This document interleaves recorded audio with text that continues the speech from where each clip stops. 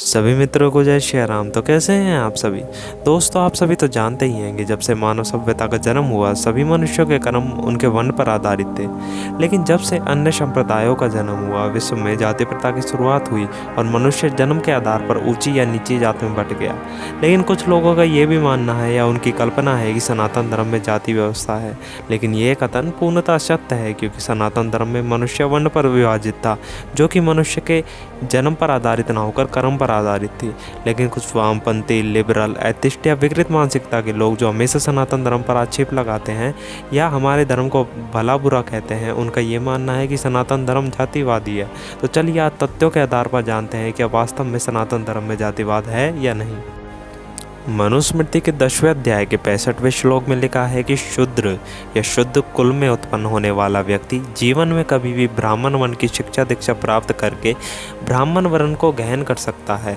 उसी प्रकार से ब्राह्मण या ब्राह्मण कुल में उत्पन्न होने वाला व्यक्ति अपने निर्धारित कर्तव्य का पालन नहीं करता तो वह शूद्र वर्ण में पतित हो जाता है। इसी प्रकार से निश्चयपूर्वक जन्म से क्षत्रिय माता पिता से उत्पन्न बालक या व्यक्ति अपने अच्छे या बुरे कर्मों के आधार पर उच्च या निम्न वर्ण में परिवर्तित हो जाता है। उसी प्रकार से जन्म से वैश्य के कुल में उत्पन्न होने वाला व्यक्ति भी वर्ण परिवर्तन कर सकता है। यह वर्ण व्यवस्था का सिद्धांत है। उसी प्रकार ऋग्वेद के 10वें मंडल के 90 सूक्त के 12वें मंत्र में लिखा है कि इस समष्टि पुरुष का ब्राह्मण वर्ण मुख्य है। जिस प्रकार से मुख्य गुण होते हैं सर्वकाल में नगर रहना, तपस्वी होना, ज्ञानेंद्रियों से युक्त होना, ज्ञानी होना, त्यागी होना, ऐसे ही ब्राह्मण के गुण होने चाहिए। भुजाओं में शोधन, रक्षण व त्राण के गुण होते हैं, ऐसे ही क्षत्रियों में होने चाहिए। इसी पुरुष की जंगाएं वैश्य हैं, अर्थात वैश्य धन धान्य पशु का संग्रह करता है, यथापात्र विभाजन करता है। शूद्र पैरों के तुल्य हैं, क्योंकि शूद्र में शम प्रवृत्ति वाली शीलता होनी चाहिए, इसलिए यह शूद्र है।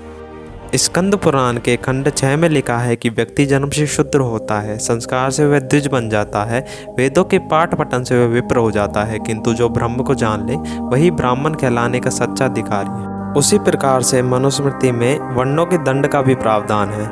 चोरी के गुण या दोष जानने वाले शूद्र के चोरी करने पर चोरी के विषय में शूद्र को 8 गुना, वैश्य को 16 गुना, क्षत्रिय को 32 गुना, ब्राह्मण को 64 गुना या 128 गुना पाप होता है। क्योंकि ब्राह्मण उस चोरी के गुण व दोष का जानकार है, इसलिए उसे शूद्र, वैश्य और क्षत्रियों से ज़्यादा दंड मिलता है। दोस्तों, जैसा कि आप सभी जानते हैं कि कैसे हमने इस तथ्य के माध्यम से इस चीज़ का खंडन किया कि सनातन धर्म कर्म के आधार पर मनुष्यों को विभाजित किया गया था। लेकिन कुछ मूर्ख, विधर्मी, लिबरल और विकृत मानसिकता के लोगों से सावधान रहें, जो सनातन धर्म के बारे में गलत चीज़ें बताते हैं या फैलाते हैं। सत्य को जाने और समझे। और साथ ही हमने वेदों में मांसाहार वाली वीडियो में इस चीज़ का खंडन भी किया है कि वेदों में कहीं भी मांस खाने का वर्णन नहीं है। उस वीडियो को भी देख लें, लिंक डिस्क्रिप्शन में है। जय श्री राम। और अगर तुम लोगों को ये वीडियो पसंद आई तो यार लाइक मार दो, और नहीं आई तब भी लाइक मार दो, क्योंकि फर्क नहीं पड़ता। सही बता रहा हूं, फर्क नहीं पड़ता, बस लाइक मार दो। और अगर तुम लोग नए हो तो सब्सक्राइब करो। वो जो लाल वाला बटन है उस पर कुछ भी फेंक के मारो, ये माइक फेंक के मारो, ये कैमरा फेंक के मारो। मैंने उल्टा बोल दिया लेकिन मुझे फर्क नहीं पड़ता है, बस सब्सक्राइब करो, मुझे नहीं पता।